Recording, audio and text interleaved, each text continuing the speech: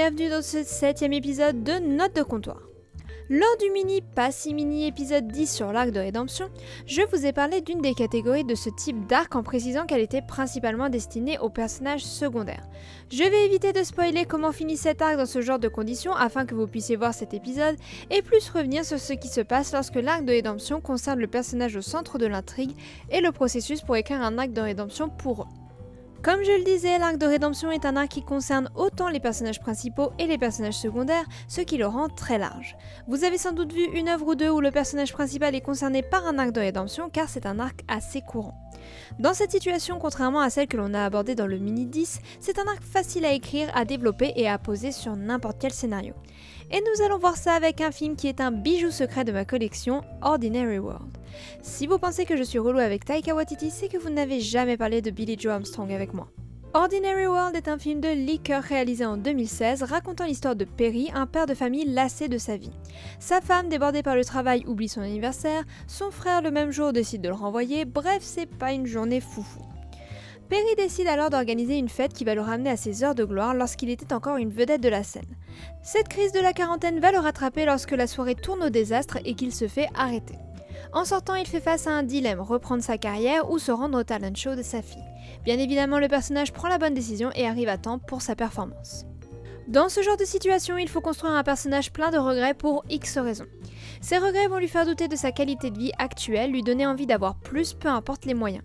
Attention, c'est pas qu'ils ont une vie misérable, cependant ils s'attendaient à mieux, à plus. J'en avais déjà parlé quand j'ai décortiqué le personnage de Barnum dans The Greatest Showman, mais c'est aussi le cas d'un de mes films préférés, Le Journal de Georgia Nicholson.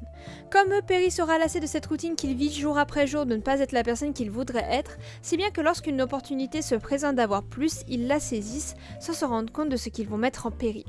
Le processus enclenché est assez similaire de film en film, proche de celui des personnages secondaires, avec une fin différente en fonction de l'objectif du film et de son genre. On commence par un personnage dans une situation insatisfaisante qui voudrait plus. Bien que Perry adore être père de famille, on sent que le reste n'est pas satisfaisant pour lui et qu'il regrette ses heures de gloire passées. À cette insatisfaction va s'ajouter plusieurs contrariétés dans la vie du personnage, ici il oublie de son anniversaire, son beau-père qu'il prend de haut, son job qu'il déteste, etc. etc. Une fois que l'on a établi que le personnage est dans une situation confortable mais insatisfaisante sur beaucoup d'aspects, on doit lui donner une opportunité de changer sa vie, de vivre quelque chose de fantastique. Dans Ordinary World, c'est une enveloppe d'argent. Cette enveloppe de cash va pousser Perry à fêter son anniversaire dans une grande suite présidentielle, appelant les anciens membres de son groupe pour célébrer. À l'hôtel, il va croiser la route d'une ancienne amie, Christy, qui travaille dans la musique. Cette rencontre n'est bien entendu pas terminée et reviendra plus tard dans le récit. À ce moment dans le scénario, on est à une phase avec énormément d'informations sur le personnage où les deux aspects de sa vie, insatisfaisante et rêvée, se mélangent. Elle crée encore plus de frustration puisque la vie actuelle du personnage interfère avec sa potentielle nouvelle vie. Perry, pris par les responsabilités paternelles, va quitter sa fête d'anniversaire qui va totalement changer de ton à son retour.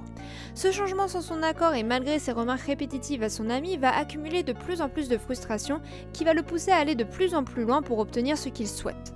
Le problème d'aller plus loin pour le personnage, c'est qu'il va détruire à la fois son objectif et ce qu'il a.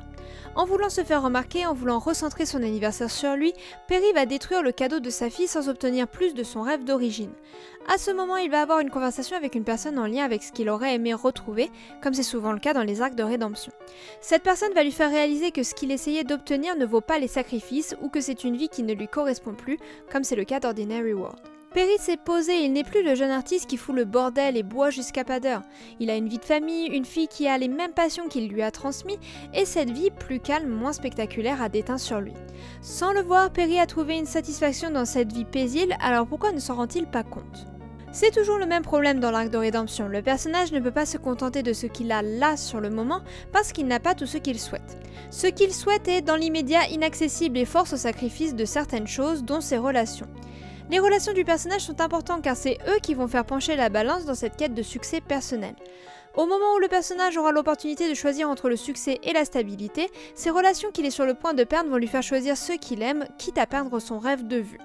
C'est eux qui vont faire prendre conscience des extrémités du personnage, mais aussi qui vont lui accorder le pardon en échange d'efforts sur son comportement.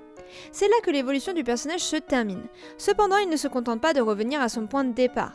Cette période où il s'est éloigné de sa vie va lui apporter les réponses qu'il cherchait ou trouver la satisfaction dans sa vie actuelle. Et ironiquement, elles vont lui permettre d'une certaine manière d'obtenir ce qu'il souhaitait depuis le début. Donc pour créer un bon arc de rédemption, vous avez besoin d'un personnage insatisfait dans sa vie à qui il manque quelque chose pour la pimenter.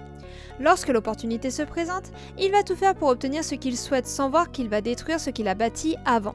Ses relations vont en pâtir tandis que les nouvelles acquises ne lui apportent finalement rien.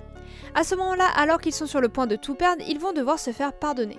Parfois d'ailleurs, ce n'est pas par des excuses dites à voix haute, mais simplement en revenant en arrière à l'essentiel, à ce qu'ils étaient au début de la fiction. Malgré tout, ils ne sont plus les mêmes, ils ont tout de même évolué, cette expérience leur ayant apporté les réponses dont ils avaient besoin pour être satisfaits. C'est la fin de cet épisode, j'espère qu'il vous aura plu. J'aime beaucoup l'arc de rédemption pour les personnages principaux car il y a un côté très humain dans le personnage au centre de cet arc.